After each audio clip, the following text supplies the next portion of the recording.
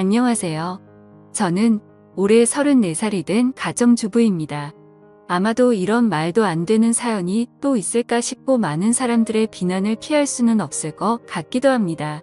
하지만 그럼에도 이렇게 사연을 보내게 된 이유는 지금 제가 처한 상황에 어떻게 결정을 해야 할지 판단이 잘 서지를 않아서 많은 분들에게 조언을 받고 싶은 마음에 이렇게 용기를 내어 사연을 보내게 되었습니다.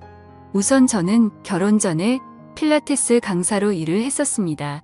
그래서 취미가 운동이라 아이를 둘이나 낳고도 여전히 처녀의 몸매를 가지고 있어요. 제가 운동에 있어서 약간 병적으로 하는 경향이 있거든요. 그래서 애가 2명 있는 주부라고 하면 절대 못 믿는다고 하는 소리도 자주 듣고는 합니다. 그리고 그런 저를 남편도 만족해 했습니다. 주부가 되어서도 열심히 관리를 하는 저를 보면 너무 좋다고 했죠. 그래서 아이를 낳고도 연애 시절과 다름없이 애정이 깊었고, 그래서 그런지 다른 부부들과 달리 저희의 사이는 날이 갈수록 더욱 행복해지는 느낌이 들었습니다.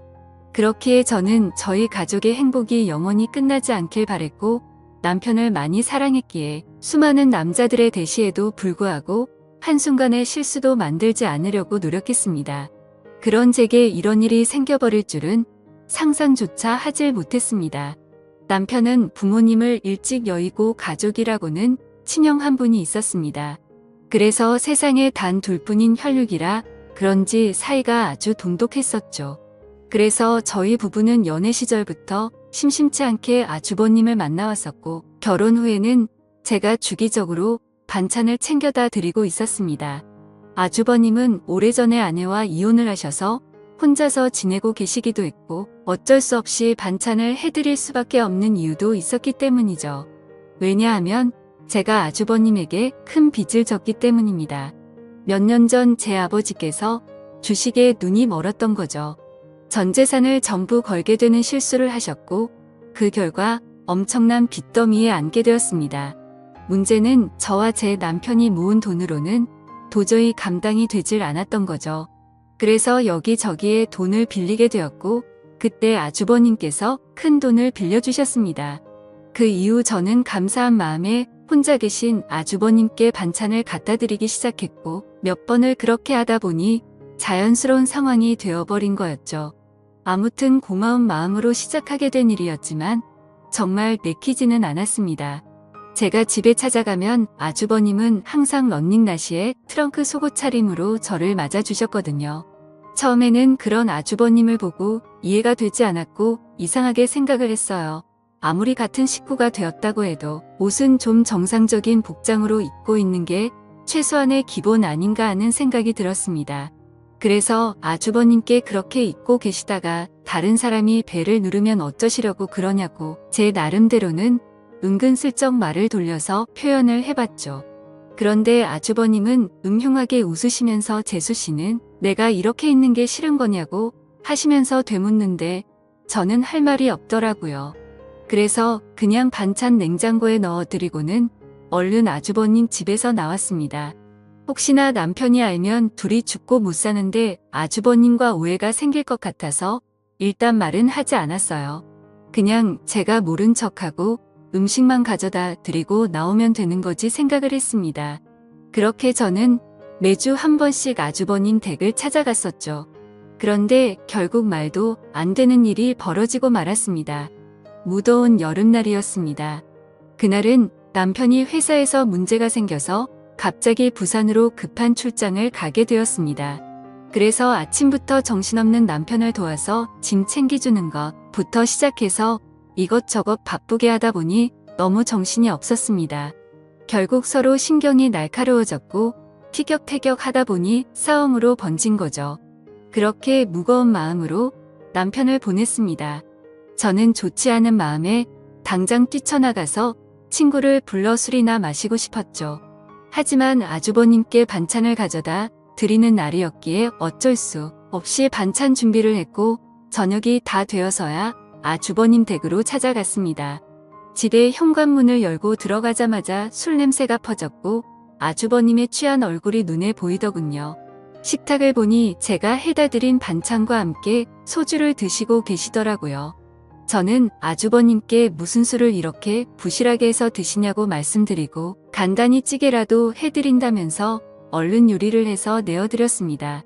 그런데 아주버님이 고맙다며 잠깐 앉으라고 하셔서 같이 식탁에 앉았습니다. 아주버님은 저에게 매번 자기 반찬까지 해다 주느라 몸이 고생이라며 고맙다고 하시더라고요. 그러면서 제게 술을 한 잔 따라 주셨어요. 아침부터 부부싸움을 해서 술을 마시고 싶었는데 잘 됐다 싶어서 마셨죠. 저도 평소 주량이 한 병은 거뜬히 마셨었기에 쉽게 취하지 않을 거라는 생각에 아주버님과 천천히 얘기를 하면서 술을 마셨습니다. 그렇게 저는 아주버님과 진솔한 이야기들은 오랫동안 했습니다. 아주버님이 이혼을 하게 된 이유에 대해서 말씀해 주시는데 저는 처음 듣는 얘기였죠. 알고 보니 아주버님의 아내 되셨던 분이 사이비 모임에 너무 심하게 빠지시는 바람에 정말 할 수 있는 건 다 해봤다고 하더라고요. 근데 결국에는 마음을 돌릴 수 없었다며 눈물을 흘리시는데 그런 모습을 보고 있으니 너무 안타까웠고 가엾게 느껴졌습니다. 그렇게 저도 모르게 고민 상담을 해주다 보니 주량을 넘어서서 더 마시게 되었죠. 근데 평소와 달리 무더운 여름에 빈속으로 마셔서 그런지 엄청나게 빨리 취기가 올라오더군요. 사실 저는 술을 과하게 마시면 필름이 엄청 심하게 끊기는 편인데 결국 그날 저는 살면서 가장 후회되는 실수를 하고야 말았습니다. 한참을 얘기하다가 아주버님은 피곤하면 잠깐이라도 눈 좀 붙이고 가라고 했고 저는 머리도 빙빙 돌고 제정신이 아니어서 대답조차 못하는 상황이었습니다. 그러면서 아주버님은 저를 부축해줬고 저는 방으로 따라 들어가서 누웠던 것까지만 기억이 나네요. 그렇게 잠을 자다 잠시 깼는데 아주버님이 옆에서 제게 팔베개를 해주고 있었고 저도 술에 취해서 미쳐버린 건지 남편인가 착각하고 정신을 놓고 눈을 감았습니다. 그러자 아주버님은 저를 끌어안았고 그날 결국 절대로 해서는 안 될 사고가 일어났습니다.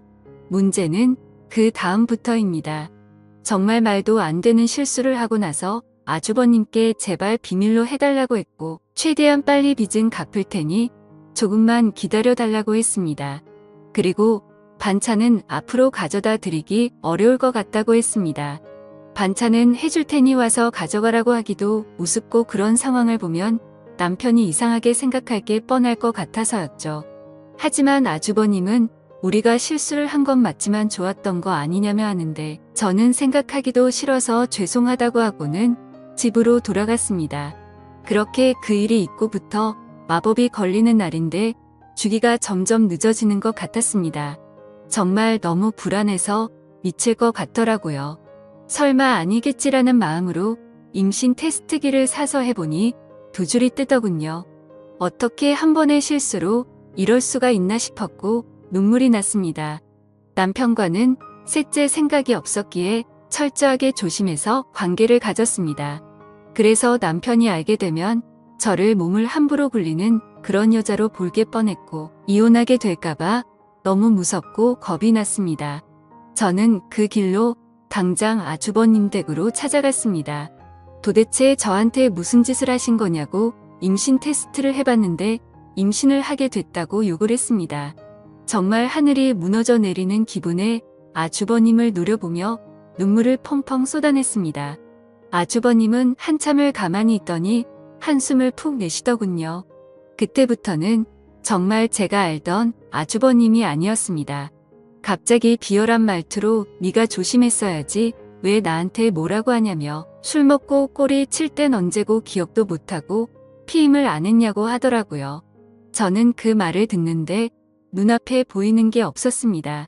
너무 어이가 없고 화가 나서 아주버님이라는 것도 잊고 달려가서 아주버님의 얼굴에 뺨을 때렸습니다.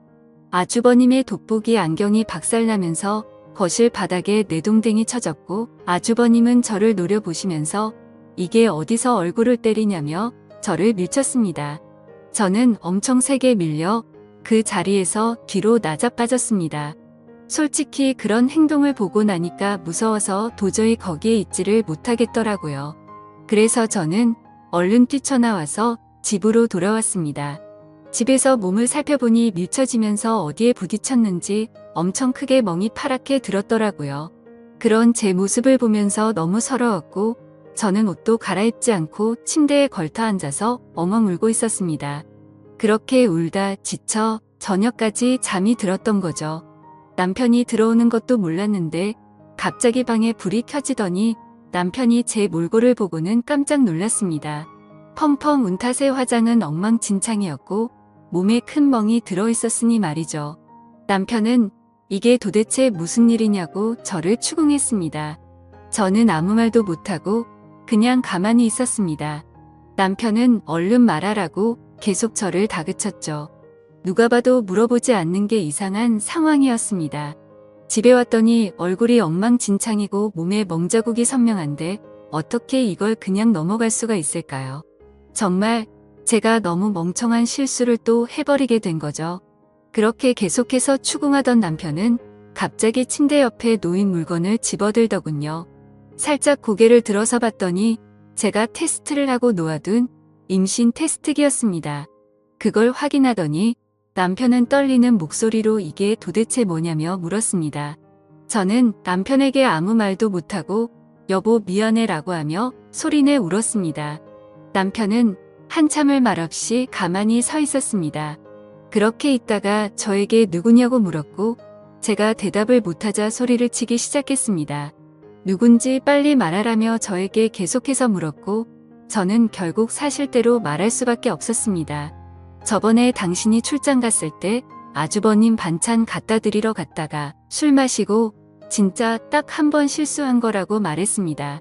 남편은 아무 말 없이 그 자리에서 얼어붙어 버렸습니다. 한참 동안 아무 말 없이 그렇게 저를 바라보던 남편은 너는 일단 나중에 봐 라고 말하고는 집을 나갔습니다. 저는 뭔가 되돌릴 수 없는 사고가 벌어질 것 같아서 갑자기 엄청 걱정이 됐습니다. 그래서 설마 하는 마음으로 얼른 남편의 뒤를 따라갔습니다. 근데 이미 문을 열고 나가보니 남편은 차를 타고 가더라고요. 그래서 저는 재빨리 택시를 불렀고 아주버님의 집으로 향했습니다.